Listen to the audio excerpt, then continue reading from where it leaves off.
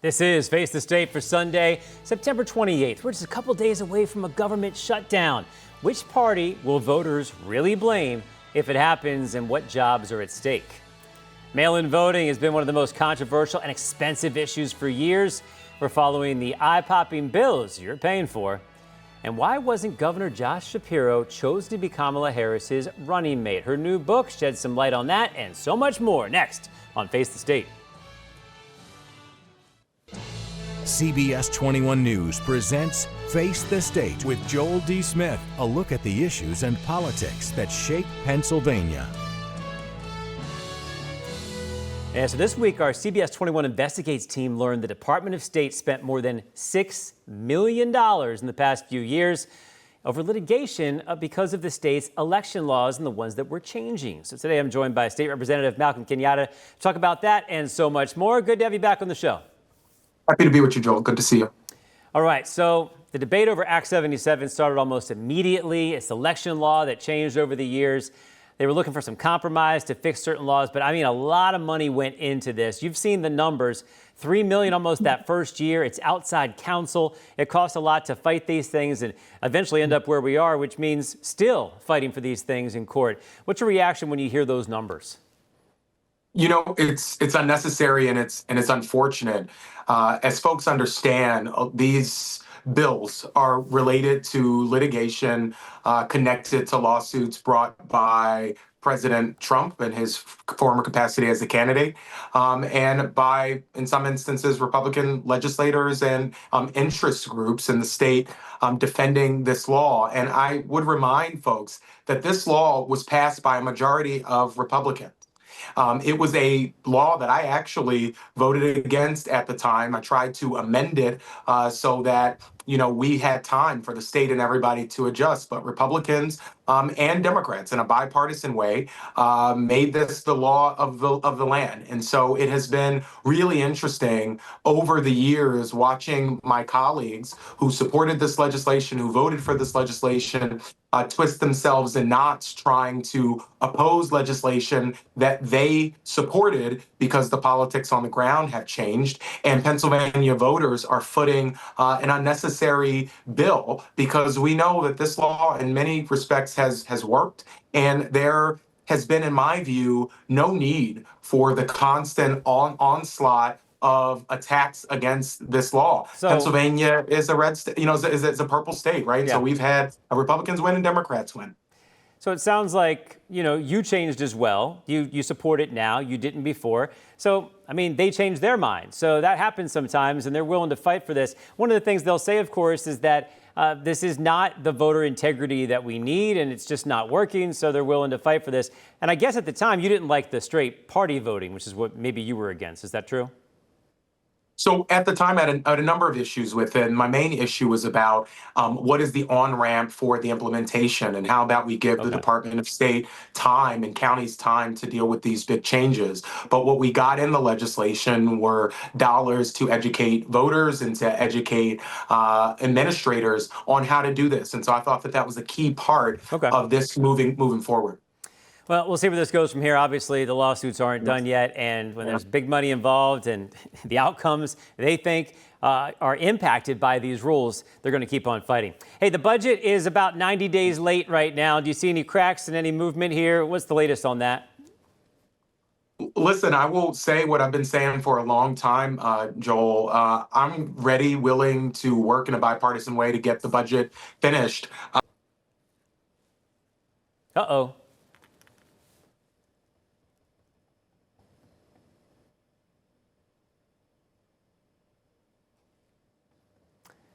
We have some technical difficulty right there. Let's see if we can get Malcolm Kenyatta back up. As we said, the budget is 90 days late. When it comes to fighting for this, both sides are pretty well entrenched in deciding they want to stick to their guns. Republicans have been saying, how much is it going to cost? And Democrats are saying we got to go here. I'm glad we have you back right now. I want to get you onto this topic. Do you think that your constituents, people that voted for you, want you to keep on fighting no matter what and hold your side? Or do they want you to get something done and compromise because it's gone on for so long? Yeah, I think folks need to understand this is not an issue of an unwillingness of House Democrats to compromise. In fact, House Democrats have been the only one compromising. We've put forward 5 proposals that were bipartisan, okay, on transit funding, which was a big issue in the beginning of this and remains an issue, frankly. We put forward a budget. So House Democrats, the one chamber that we have controlled, we have been able to get Republicans in the House to vote with us on legislation. So the issue is a bicameral issue where the one chamber controlled by Republicans, they're not able to pass much of anything.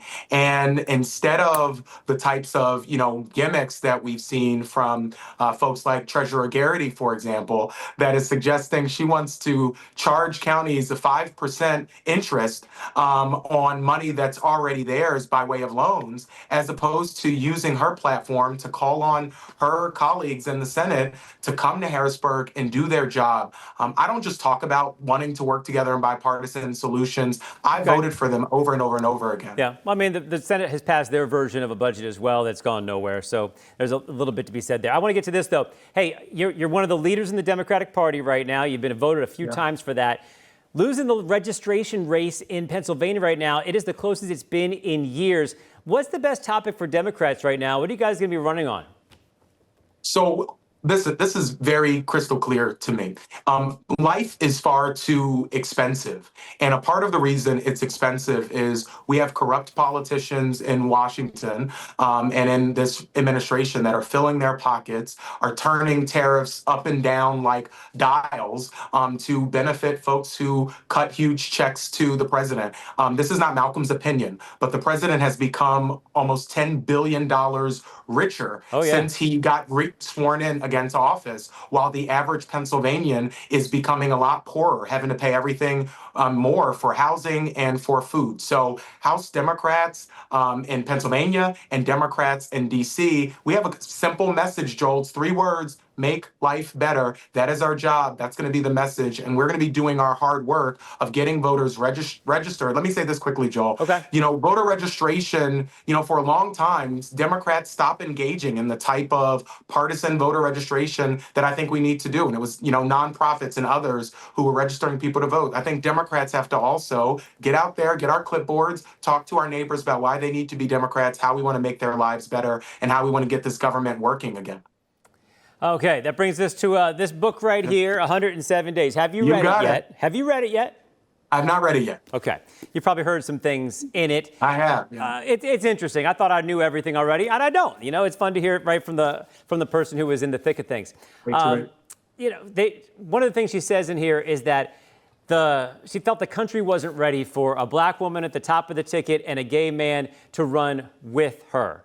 Do you think that was correct? That just the country was not willing to vote for a ticket that looked like that? Listen, I think voters are willing to vote for the candidates that can make the case to them that they're going to make their lives better.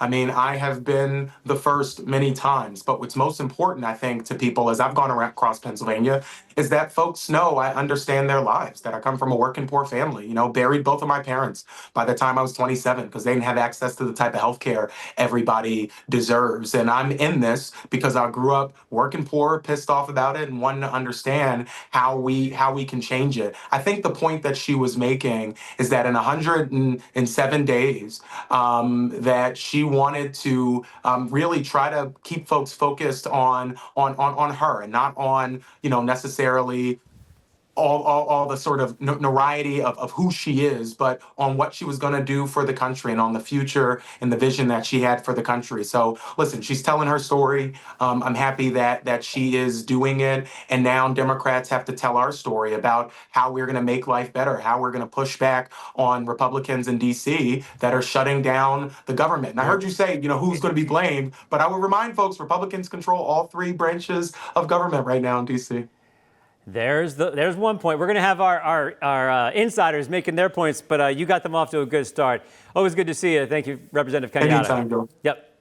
All right, folks, you heard we talked a little bit about the book. Here it is. I've been going through this. There's some good stuff in here, so we're going to take our next segment to give you, a book hour. It's a Sunday, right? You can sit back, relax, and listen to a little storytelling. We're going to get reaction to it as well from our insiders. Governor Josh Shapiro's in here. You'll hear about that too.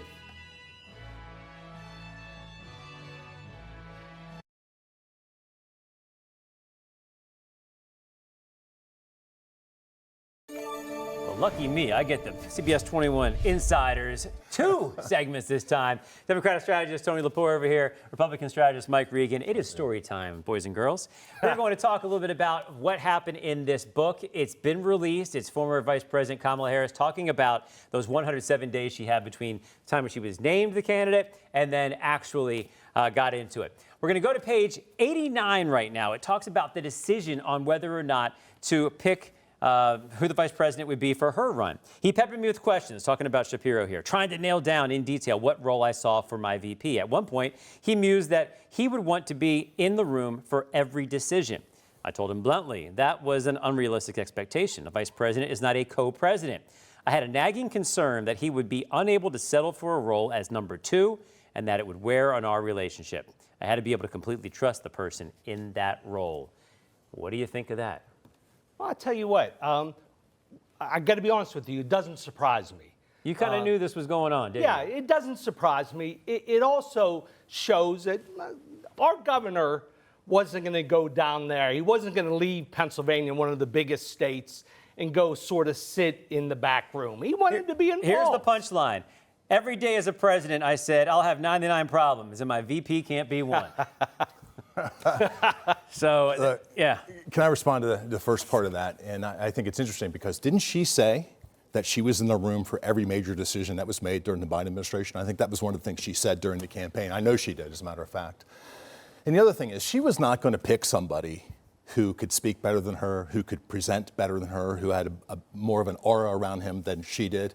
And when they got through looking at everybody in the country, there was only one person, and that was Tim Walz, and that's who she ended up picking. And in the end, it was a mistake. I believe, and I don't mean to interrupt you. In hindsight, yeah. Mr. Rogers, with the... We'll get there. If they picked Shapiro, I think they might have won Pennsylvania, and it might have been a different ballgame. Quick answer. Do you think Josh Shapiro wanted to be vice president? It sounds to me, and I think maybe a little bit of truth what she's saying, probably under the right situation. Right. Like he was looking for the right situation. She so he could described do it as a co-presidency. Yeah, in the end, probably not. Not Probably unless not. it was on his terms. On which his- is not his how terms. you go Purely in. on That's a his good way to That's a phrase hard way to get a job. Yes, and then Hire that me, is- but only if it's But this only way. if it's exactly the If way that's I what want it. happened. Yeah. Once again, her account.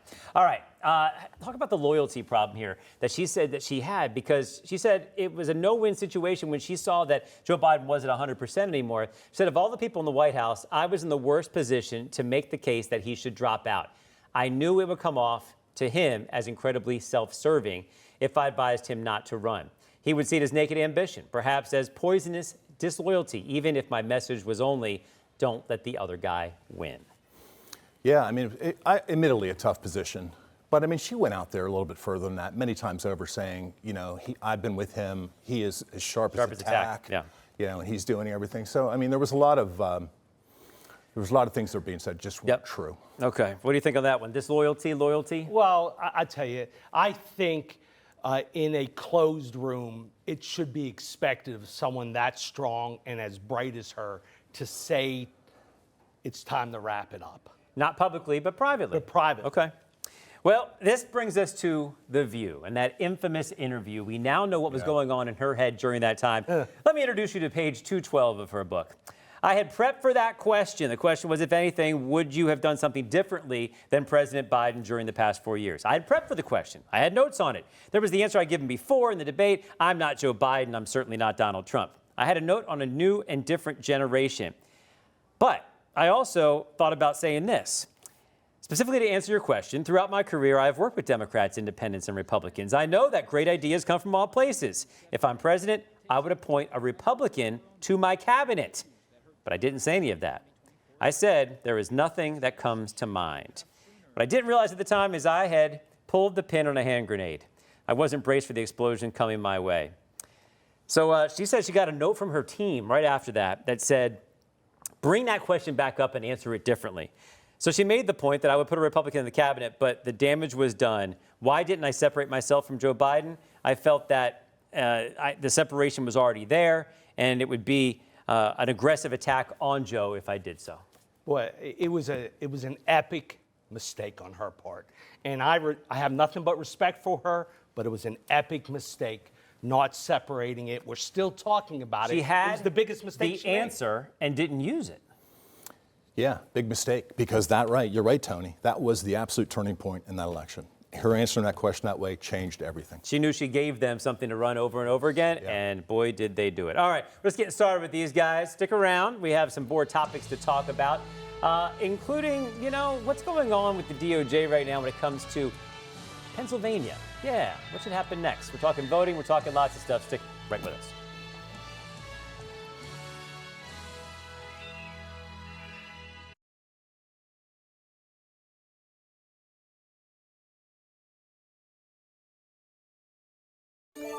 One more thing I want to get to in this book, 107 Days, that I have gladly given Kamala Harris $30 for to get inside this, what happened.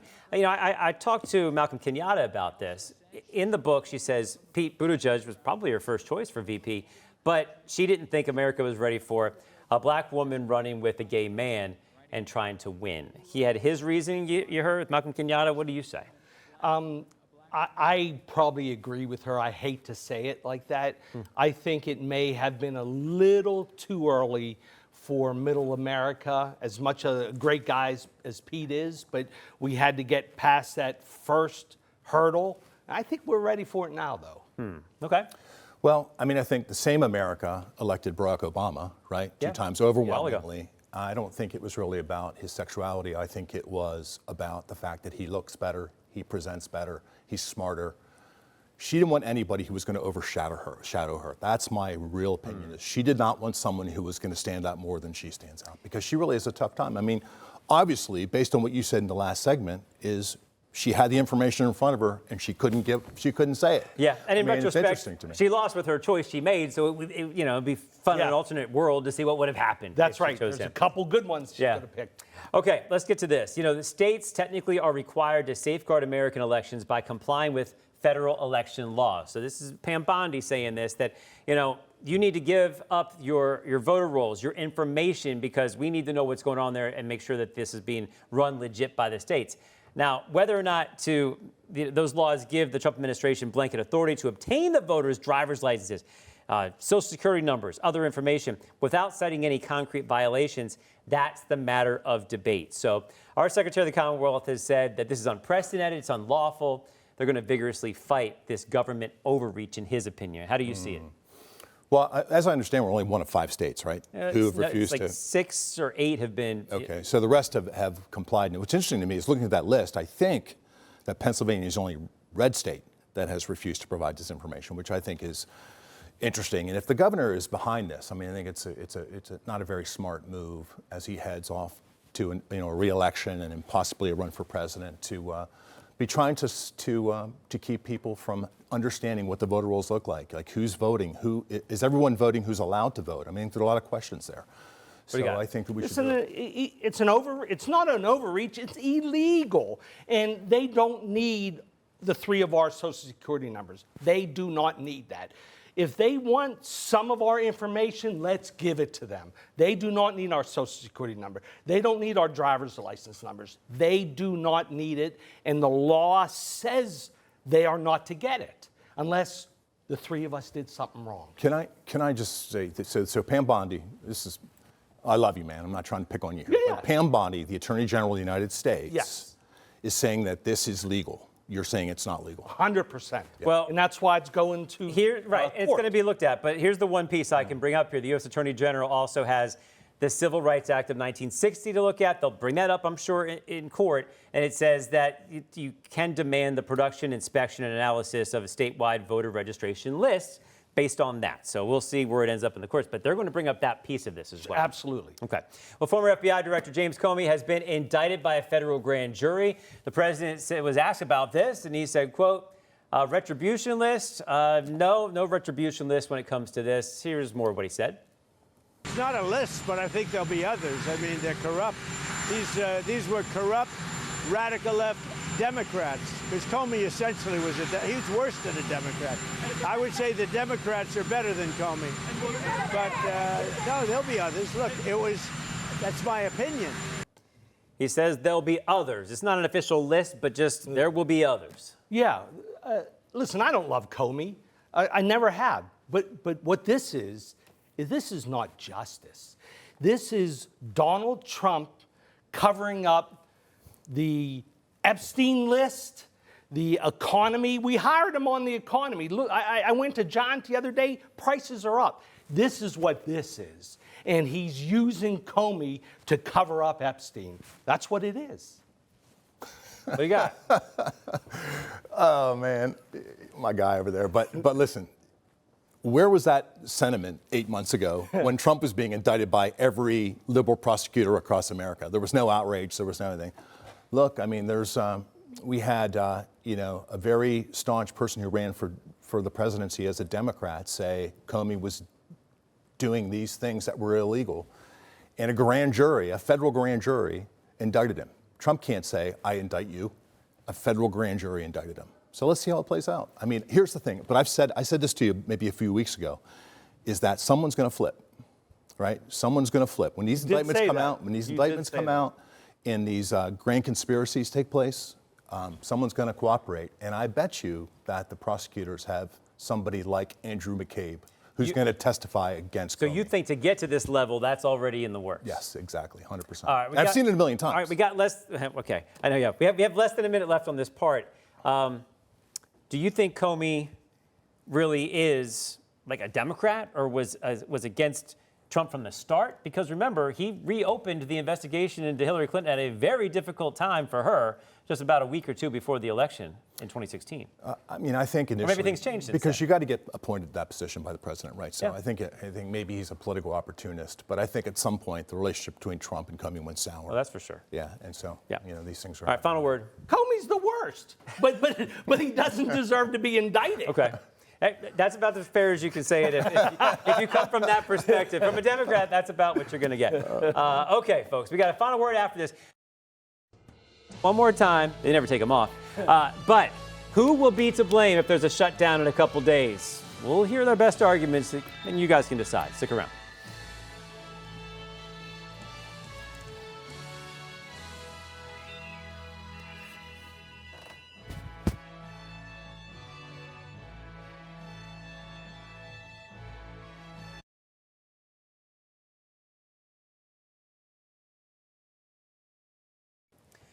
All right, folks, as we speak, we are just a couple days away from looks like a likely government shutdown at this point. So who will be to blame politically for this if it happens? Well, ultimately, I think Democrats will blame Republicans. Republicans will blame But now Democrats. so make your best argument. Well, Why is look, this the Democrats' It fault? seems like the linchpin in this thing is all about Medicaid and health care and things like that. So I can tell you that 100% sure. I mean, this isn't me being a Republican strategist. This is me being somebody who experienced some things. I spent time as U.S. Marshal where I saw welfare fraud and abuse so greatly throughout the years. And then I went on to become the Deputy Inspector General of Pennsylvania where we monitored abuse. And the welfare fraud in the state of Pennsylvania. And so you think that needs to be cleaned up? It does need to be cleaned up. And you can't do it. I mean, look, when people are going to work, but Joel, let me just say this. When people are going to work and they're trying to feed their families and trying to go on vacations, doing other things, and they are paying, their tax dollars are going to fund people who've never worked. But you're out of time on the debate here. Okay. I'm going to say this. The Republicans, including Donald Trump, have hated Obamacare from day one. And America needs health care.